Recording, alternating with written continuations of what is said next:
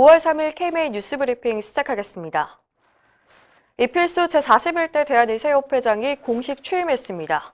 이 회장은 오늘 오전 취임식에서 가장 먼저 코로나19 방역과 진료의 최일선에서 국민 건강을 위해 애쓰는 회원들에게 감사와 존경의 인사를 드린다고 말했습니다. 또 장기화된 사회적 거리두기로 어려움을 겪는 국민에게도 위로와 격려의 뜻을 전했습니다.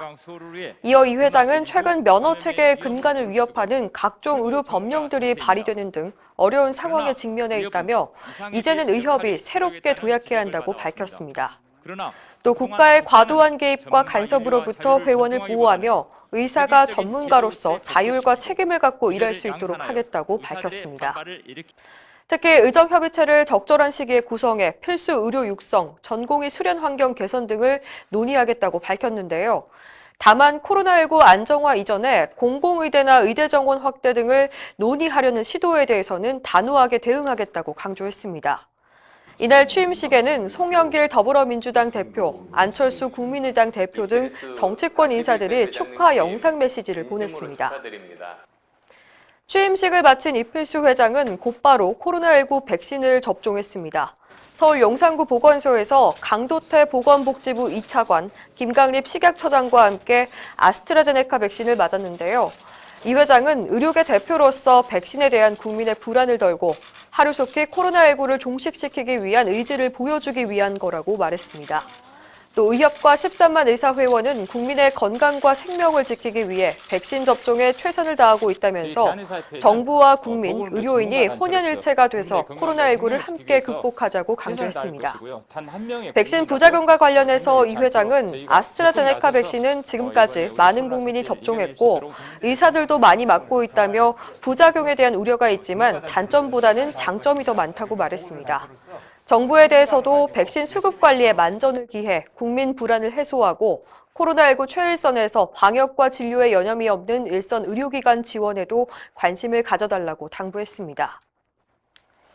정부의 비급여 진료비 강제 공개에 의사뿐 아니라 치과의사와 한의사까지 전 의료인이 분노하고 있죠. 반대 목소리가 전국으로 퍼져나가고 있습니다.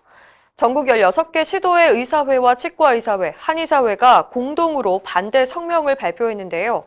단체들은 모든 의료기관이 이미 비급여 항목과 가격을 공개하고 있는데도 국민의 알 권리를 보장한다는 명목으로 이를 강제하겠다는 것은 정부가 비급여를 통제하겠다는 관치의료적인 발상이라고 비판했습니다.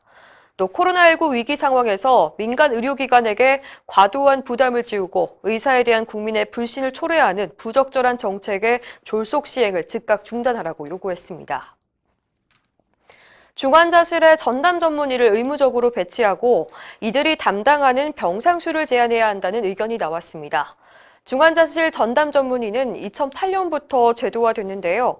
상급 병원 지정 조건과 수가 차등화 도입에 따라서 전문의 1명이 담당하는 병상수가 줄어들어 2017년 24.7개에서 지난해 22.2개로 감소했습니다.